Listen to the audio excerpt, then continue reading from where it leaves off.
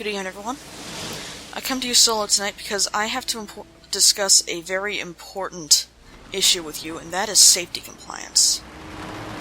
Safety compliance is something that's often overlooked in video games due to the fact that you're, usually in a fantasy environment, wielding swords the size of your torso or larger, casting spells, surviving falls from 50-foot drops, but this is a very urban and realistic game, as we have established. And we have to discuss safety. Norman Jaden, FBI. Can we talk for a minute? Yeah? I'm looking for the owner of a blue Chevrolet Malibu 83. I don't give a damn how the car got here, whether you stole it or not. I just want to know who bought it from you. Sorry, For man. instance, addressing a large, clearly physically powerful, and obviously irate man who you believe to be responsible for stealing and destroying cars is perhaps You're looking at some pretty not time inside, Jackie boy. obliged towards starting your conversation by telling him you know what he's doing. Big talk. I never saw your damn car. Now take a walk. Also, Jaden, I might suggest that being an FBI officer, you use your FBI badge. So here we are at a junkyard, requisitions yard, big place where they crush cars. There are quite a lot of cars over there. I'm not sure if they actually pile cars like that these days, but it gets the point across. And we are obviously looking for this missing car that we believe the Origami Killer has been driving. One of the many issues of safety that comes up here is obviously that you should not have great, huge piles of dried blood sitting on your Probably floor. That is unsanitary, and before the whole drying process, very slippery and unsafe, specifically around an area with so much huge machinery that you could get caught in, other people get caught in. Barrels that are, by video game logic, likely very explosive.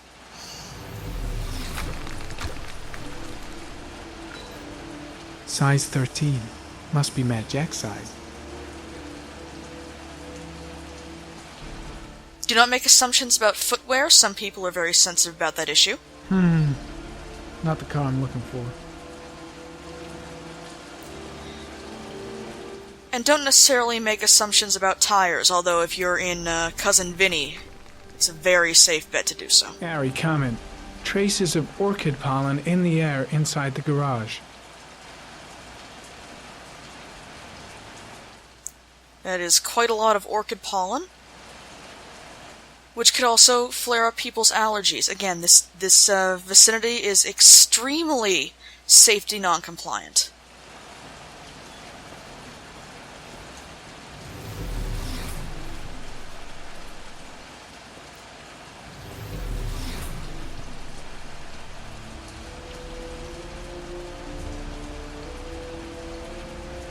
Traces of blue paint. You also shouldn't leave your blue paint lying around because... well, no, I guess that's kind of okay.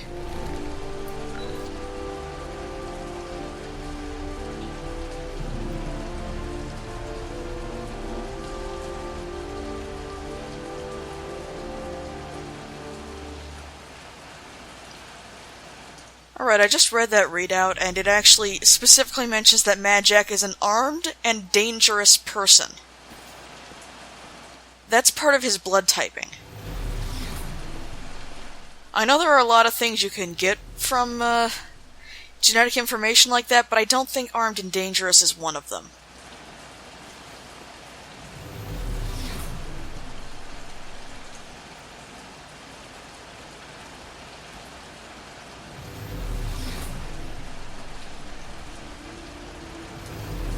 But of course we haven't even discussed one of the biggest safety violations here, that being a giant vat of acid that you can see over to the, well, now left of the screen.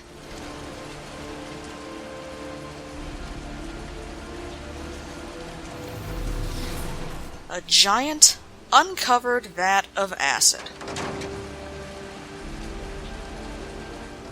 with human remains in it.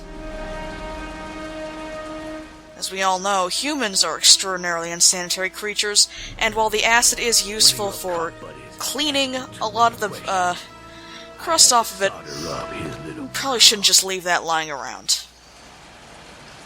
Solder... No, you didn't. Hands on your head, pig. Do you know what soldering is? You should know what soldering is. I don't think that you're registered for this. Get you out of sight and finish you off.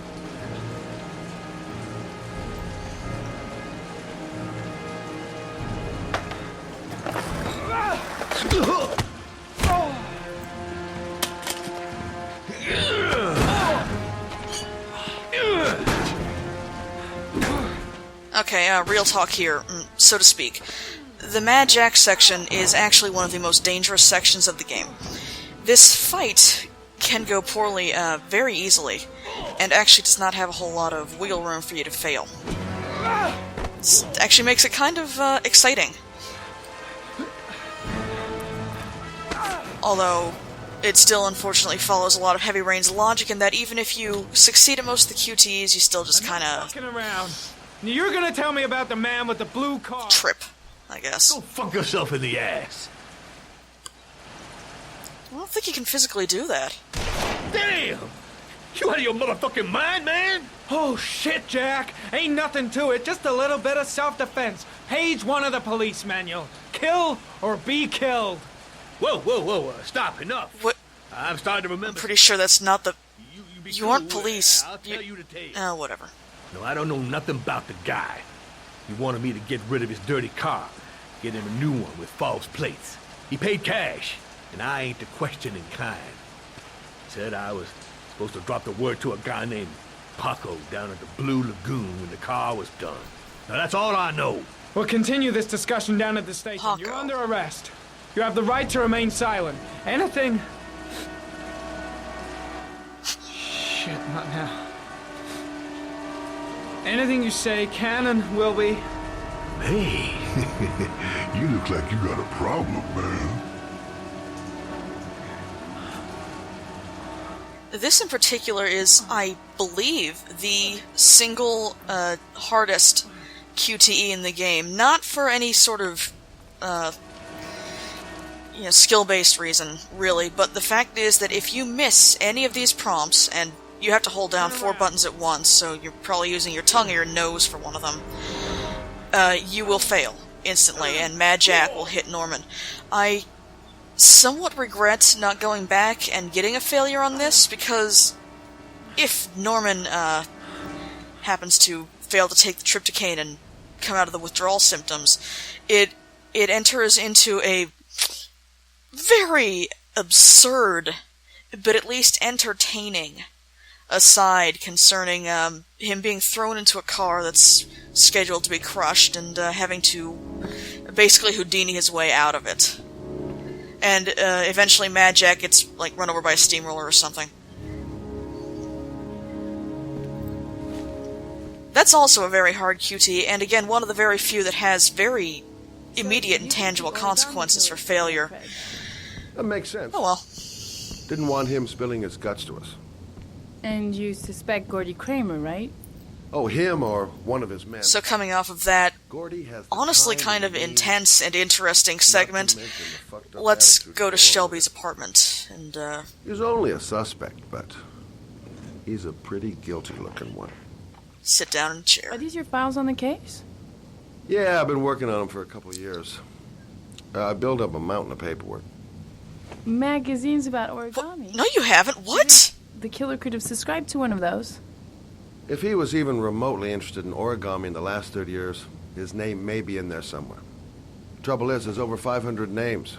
It gets a squat. I'm starving. Do you have anything to eat? What?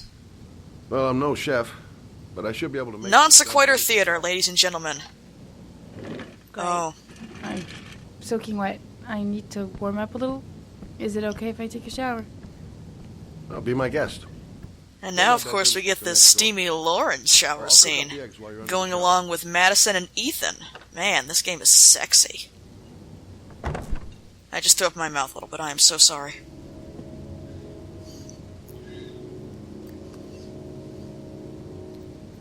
Alright, so Scott Shelby keeps in his refrigerator, just hanging around, the 2 largest chicken eggs on the planet.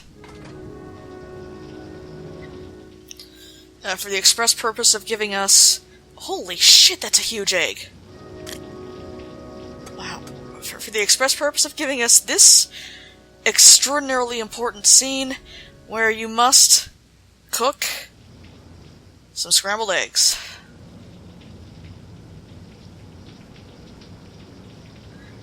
This is coming hot off the heels, off of a very intense scene that could have involved your previous character nearly getting crushed to death inside of a car.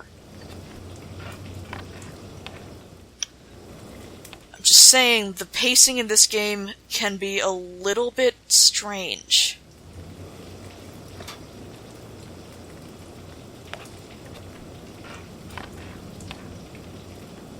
On a similar note, you get a trophy for this. Just saying, if you're really good at cooking your eggs, there's a trophy. Eggs should be ready by now. Also, that's an omelet, not scrambled. Actually, that's not even an omelet. That's an egg mass. Ugh. Shelby, what did your mutant chicken eggs do? Ah. That's it? No toast? A drink? Just a weird, glutinous egg mass. Looks better on you.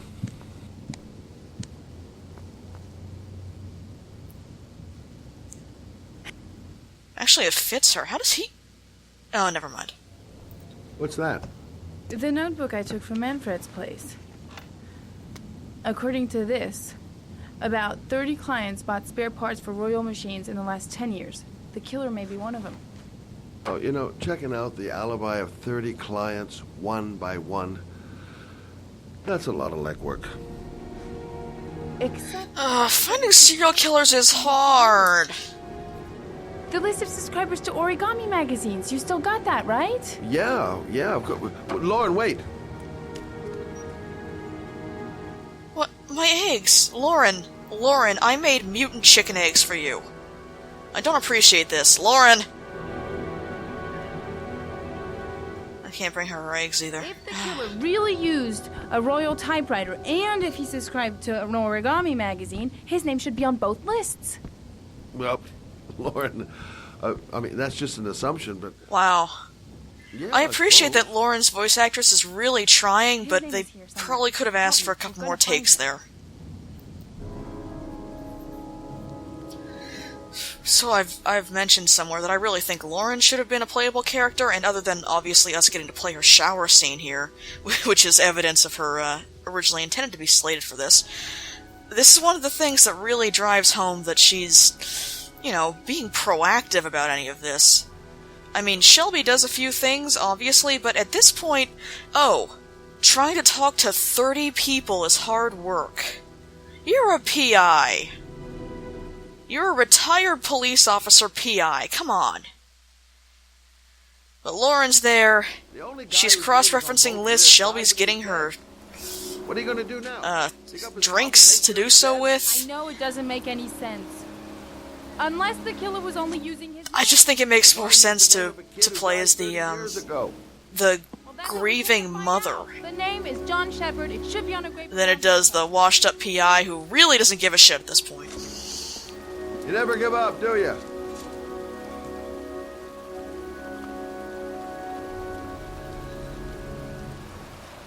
Now this is a bit of interest. Cold. It's raining. I'm standing They outside found, getting by soaked. cross-referencing the lists, how I the love my name of job. one John Shepard, a child who died 30 years ago. She's convinced she's onto something. Doing so, And they here's have me, come to... thinking we're wasting our friggin' time in this friggin' cemetery.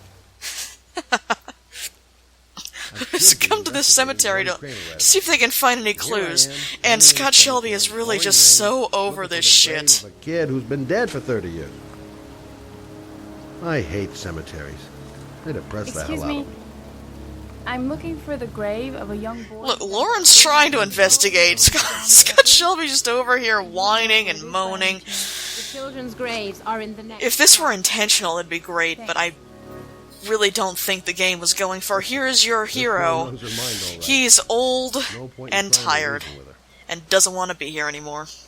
Gotta hand it to her. That girl is one really determined chick. The sooner we find that grave, the sooner we can get the hell out of here.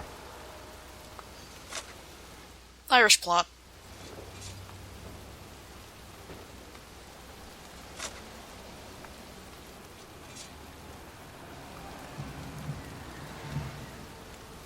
Children plot. Now, granted, I don't go to graveyards that often, so maybe this is a thing somewhere, but it seems kind of odd that they would delineate children plots versus laying them to rest near their parents' graves, or, family graves, if that's already something in the vicinity.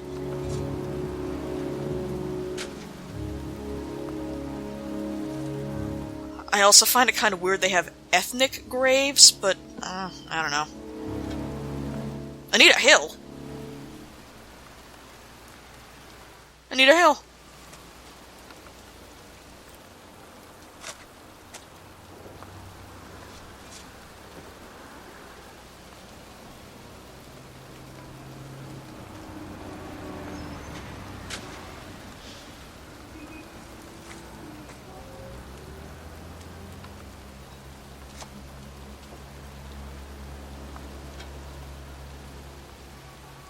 Hey, Lauren! I found it!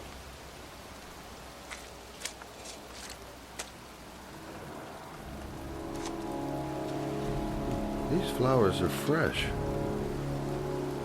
I think I understand why he's depressed by these graves. None of them have any individualized markers. Origami figures. Here's a template, here's a rest in peace, maybe. And here's a dates of birth and death, no messages. Oh, Not even we love you, we miss you, just... That's it. I've worked this grave Wow, that's convenient. all my life. I remember what happened. It was in 77. October, I think.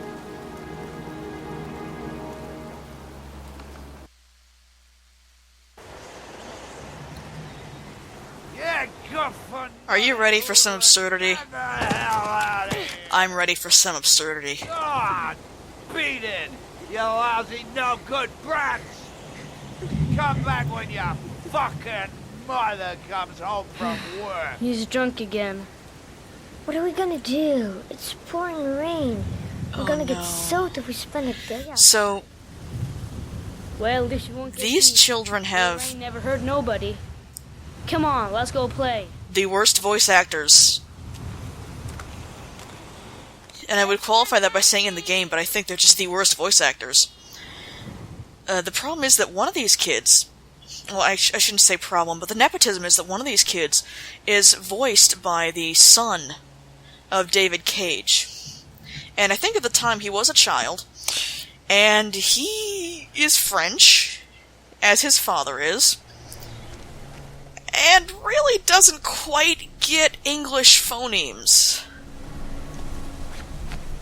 And you can tell. You can tell. Nothing against the kid. I'm sure he's a fine, upstanding young gentleman by now, but... whatever. Sure, he's fine and upstanding. But, wow, this is a poor decision. You know what else is a poor decision? This. Everything that's going to happen here. I mean, I haven't been a child for a while, and I certainly did not inexplicably live in a trailer located on a construction site, which I'm sure a lot of people do. Just not something I'm familiar with. But I don't really recall having fun, running through these forests of rebar and giant pipes, and this just seems like Waiting! the worst possible idea for anything ever. Come on!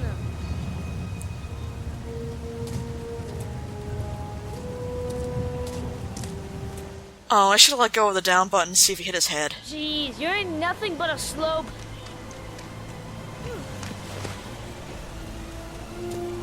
Bet you can't do that.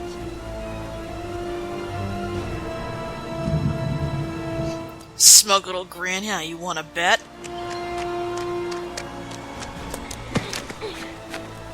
I should just let him faceplant in there, too.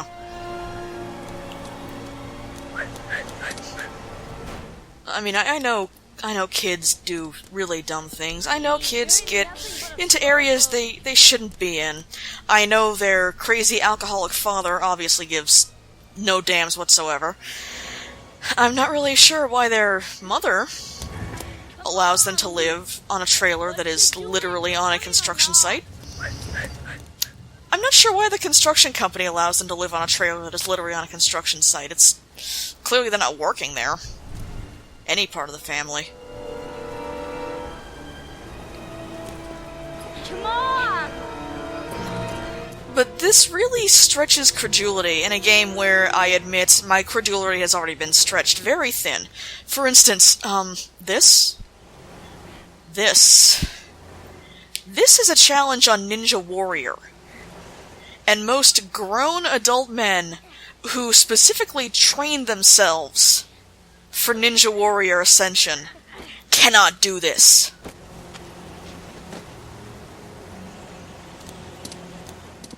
These children are in peak physical condition. You know, if their dad wasn't so drunk, he could probably market them for something. Yippee-ki-yay!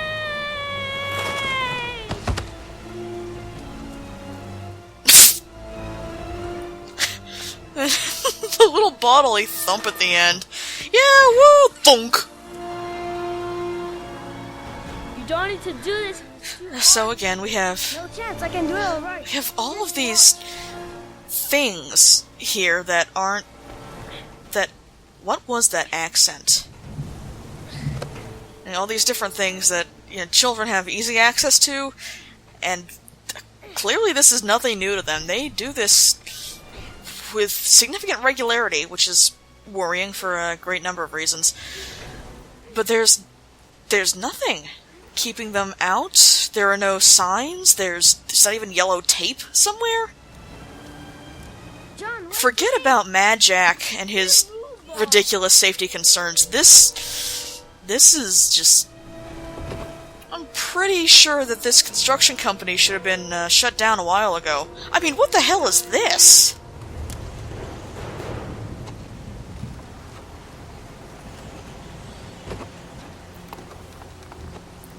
Who does this? You don't lay down one plank and expect all of your people to, like, balance beam across it. This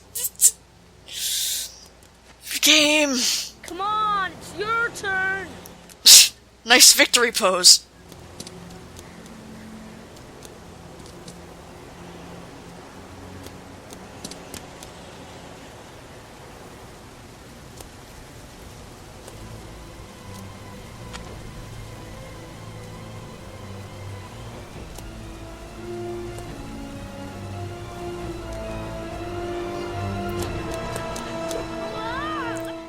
No, there's no... You gotta be kidding me. Jump of death. Was that not the jump of death? Anyway, I guess... Please remember that the funeral... not funeral director. Our resident gravedigger is recounting this story. Just remember. Oh yes! And then the children climbed up a long stack of steel rods. Then they balance beamed over a single board that was hanging suspended over a 10-foot drop. Then they jumped a large 6-foot gap. Then they jumped down a building. Can you get to the point? No! This is very important.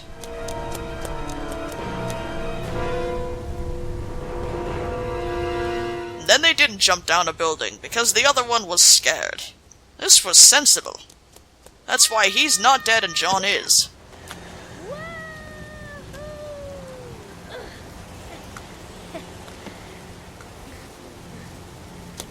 Whoa! Even better, if you didn't pick up on it a little bit earlier, is that the, You go and count to 20 and try to find me, okay? the non-John child that we're playing as here, 1, seems to have a breathing problem of some kind, because he's breathing hard after one of these little sections, but surprisingly not most of them.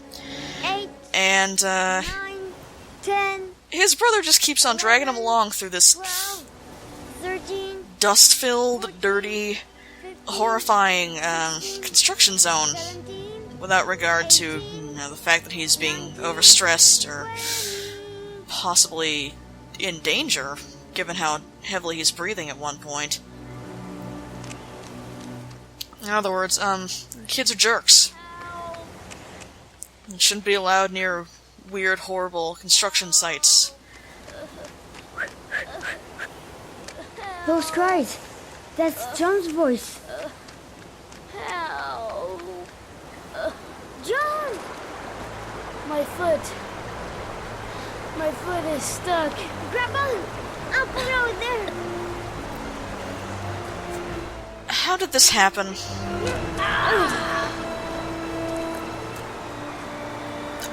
I mean, I'm sorry, just logistically, how did this happen? How did he get stuck in this side of this cracked thing? How did he get his foot stuck on this side of this cracked thing? How long's he been holding on to not sound panicked, just tired? What are we gonna do? Hang on, John. I'll get help. Just hang on. Go on, hurry. I think the water's rising. I'm hurrying. I'll be right back. But the poor kid never did find any help. And his brother... And everybody died. Pipe full of rainwater. The boy that lived. Well, he died. What happened to him? Well, all I know is he got separated from his parents. I think he got adopted. Well, looks like a storm's coming. I guess I better be... It's already raining.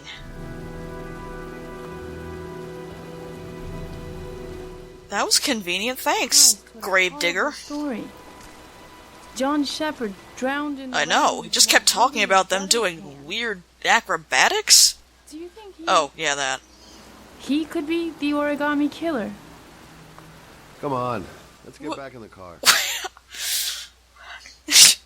I know that as a metaplot device that makes perfect nothing sense, else but worth how it. would you jump go. to that conclusion? Kid died 30 years ago.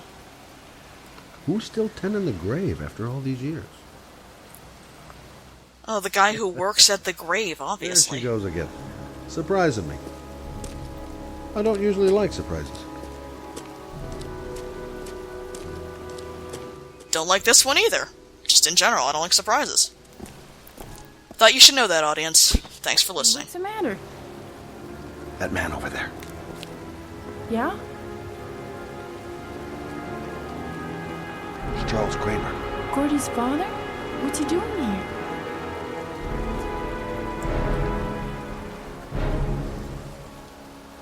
He's putting flowers. Laying flowers at a grave? That bastard.